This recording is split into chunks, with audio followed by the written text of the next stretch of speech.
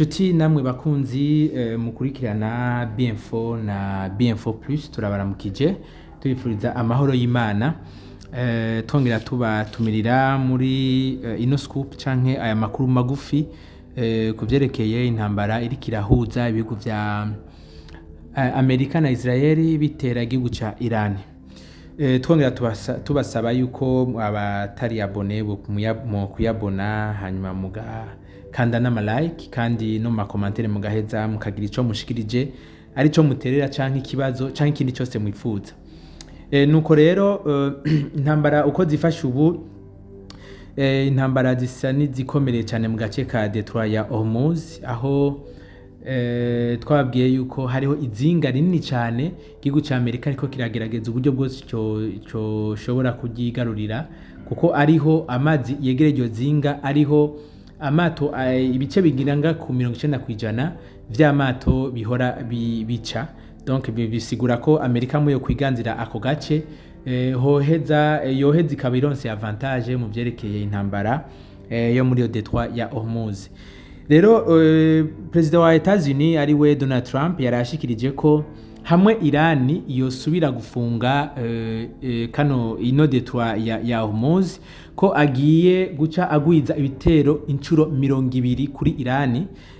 Murumva yuko bitoroshe cyane kuko Iran yo yavuze yuko hamwe Amerika yo hirahira gatera igihugu ca Iran ko izoca yugara Detroit ya Hormuz.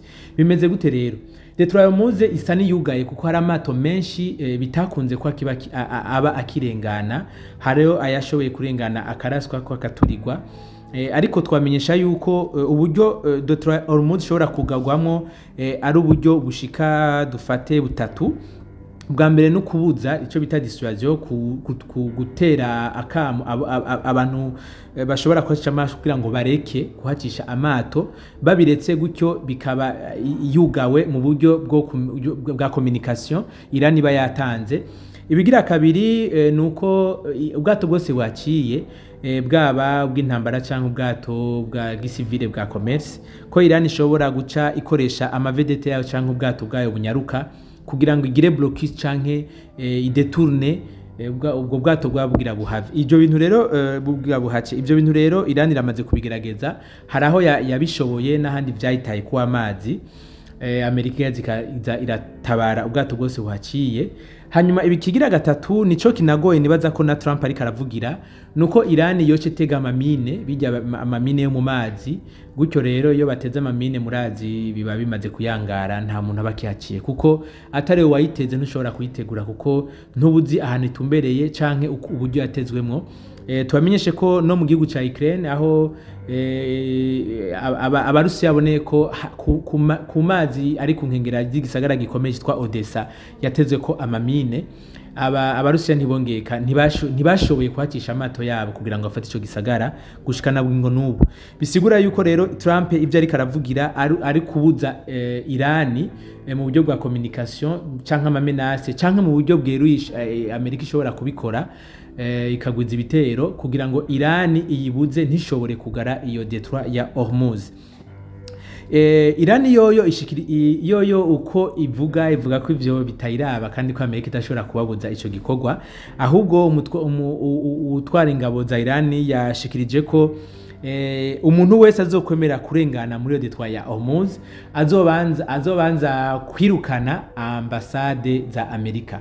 Donc igihugu cyose cifuza cyo kurengana amahoro ubwato bwacu bwa commerce bukahaca cobanza kwirukana ambasade z'abanyamerika ziri ku butaka bwacu. Murumva rero ko abantu babananya banyinyurana bigoranye cyane ko intambara babona uburyo ishobora guhera. Ariko hagati aho ibimenyetso byo muri Amerika bishikara kugaragara ko Amerika yifuza ko intambara yohera nubwo bitashikirizwa ku mugaragaro aho biboneka ko hariho abariko barashikiriza ko Amerika yovana n'ivyo gutera Iran ahubwo ikikonsantra gihugu ca Cuba kuko ari kimwe mu bihugu vyegereye ku nkengera za bihanura bube bwa Amerika nubwo ruca mu mazi kilometero gusa hagati ya 50 na 300 urumva ni hafi cyane. bariko basaba ko Amerika yoreka ivyo bintu maze ikikonsantra kuri Cuba.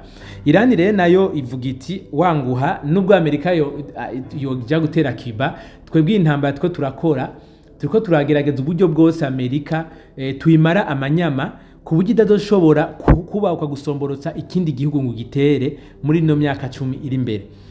Bisigura ko Iran nayo irigamba cyane kuko ayo makuru nabo nyene abashikira nkuko adushikira twese, nkaho yerekana ko igiye kumara amanyama igihugu ca Amerika. Nuko hanyuma rero kugira Amerika ive muri izi ntambara ni ikintu kimaze gusa n'ikigoye cyane, kuko murabona icambere ibiganiro abanya-Iran basa n'abavyanse, nubwo tuzi ko bazotsinda bakavyemera, mugabo nabo barafite objectif yabo ku buryo bazovyemera ariko ngira ngo bashikiriye resultat baba bakeneye, ariko ubundi bwo bazotsinda bavyemere nkuko dushobora kubibona igihugu ca Iran cyo nyene kigeze habi, amabombe, amamisire n'ibindi bibananya kw'inkumbi mu gihugu ca Iran. Ariko rero Amerika yoyo hagati aho birayigoye cyane ingene ishobora guzoca ivyikuramwo. Ubwa mbere na mbere bavuga ko ibintu bitatu bishobora gutuma bishobora canke scenario zitatu zishobora kuba Amerika yocisha kugira ngo ive muri izi ntambara. Abashesanguzi batandukanye ku isi baravuga ko Amerika nkuko yamibigira kenshi ishobora kuvuga iti twahejeje gutsinda urugamba, twebwe twatsinze Irani, iki niki twagishitseko, raba indongozi zabo twarazimaze, amasite nucleaire twarabombardiye, igisagara catera n'ibindi bisagara bitandukanye, amazu menshi ari hasi, leta ya Iran gishobora kubaka gukorana ku mugaragaro, banyegeye programme ya nucleaire murabona tusa n'abayihagaritse, igashobora gutangaza ivyayo iparaporo y'amabjectif bihaye, hanyuma igacivuga yuko intambara ihagaritse, ko Iran nimba ibishaka yoza mu biganiro, canke ikavuga ati twe turahagaritse intambara, Iran yahirahira ngo isure kudusomborotsa ku mabaze yacu, canke igasubira kugara Detroit Hormuz tubandanya. Kandi azi ko aho hantu Amerika ari ubwenge, kuko ibihugu byinshi bimaze kuba muri ubwo buryo biramaze kwemera ati sawa intambara iraheze, navyo bigaheza bikerekana ko ari byo byayitsinze. Natwe turiko turabikurikirana, udafise amakuru yumutse agaca afata ukuri kose yumva yifuza, ahereye ku ruhande rwa Iran akavuga ati Iran yaratsinze, uherereye ku ruhande rwa Amerika ati Amerika yaratsinze.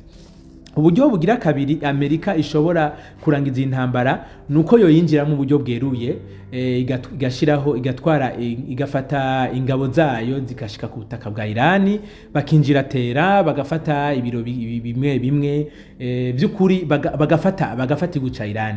Kandi urazi gufata igihugu simaka ukijemo cyose nuko hari uburere bwa buri strategique, turavuga nk'imigwa mukuru, ibintu bituma ibitangaza makuru, amaporo atandukanye, aeroport n'ibindi, gutyo bifashe bajya bomowe bagakuga aho tugejeje kubabwira, barashobora kuba bakibananya intambara mu misozi, mu mashamba n'ahandi, ariko bice bigaragara yuko ico gihugu cyafashe ubwo burere arico cyatsinze. Akaronika kujya ko muri Afghanistan, aho Amerika yamaze imyaka 20 yarafashe Afghanistan, mugaye intambara zikibandanya mu misozi itandukanye yo mu gihugu cya Afghanistan, bikaza kurangira baba Taliban ba Afghanistan bongeye komora abanyamerika. Kandi murazi ko nubwo Amerika ntiyavuze ko yomowe, ahubwo Amerika yavuze yuko mission yayiheze, ko imyaka bamaze na Afghanistan abateroriste babahejeje, ubu bashobora kuivira bakigira amahoro, abatalibani bashaka gashikira igihugu canke bakagisiga nyene nk'umusaka kakujya za Libya, za Syria, za Iraq n'ahandi bimeze. Iyo ubwo n'uburyo bugira kabiri Amerika ishobora kuva muri intambara yitwa ko yatsinze. Uburyo bugira gatatu nabwo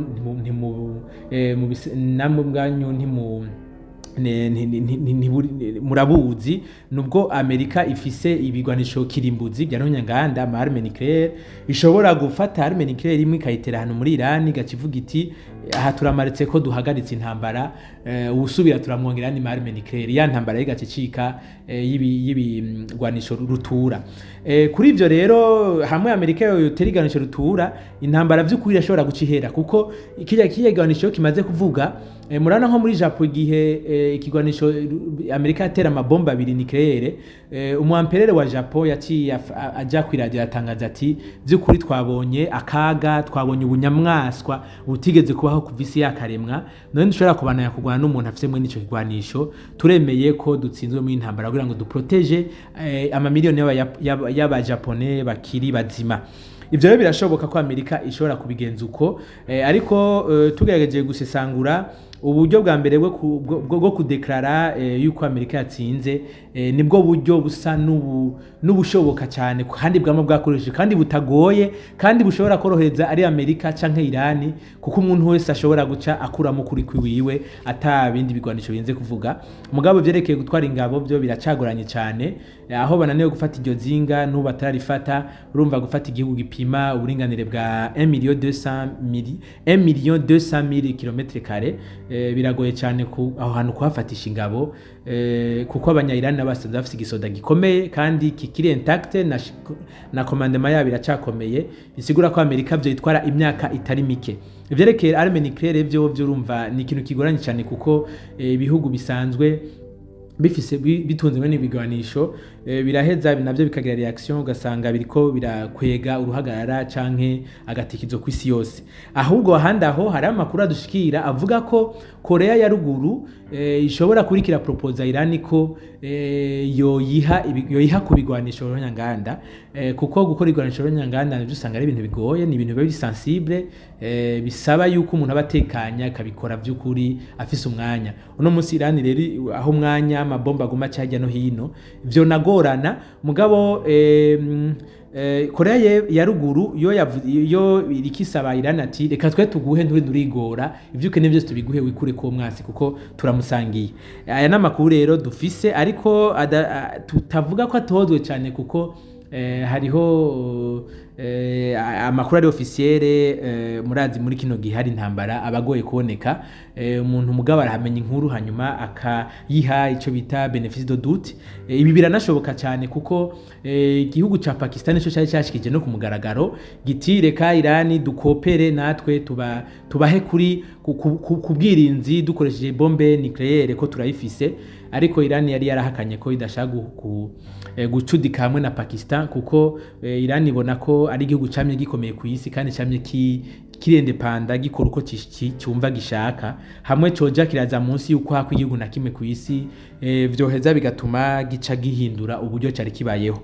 Mu makuru rero ariko aravuga cyane cyane ku isi naya hanyuma ambassade ya Amerika yo yarabandanya kuraswa ko hariho nk'ambassade yitwa yo mu gisagara ca Oslo nayo nyene yagabwe ko ibitero bisigura ko igihugu ca Iran kiracakomeye muri ntambara kiracakomeje guhagarara ku resista nayo igihugu ca Amerika cyo murumva ko kibandanya kumenasa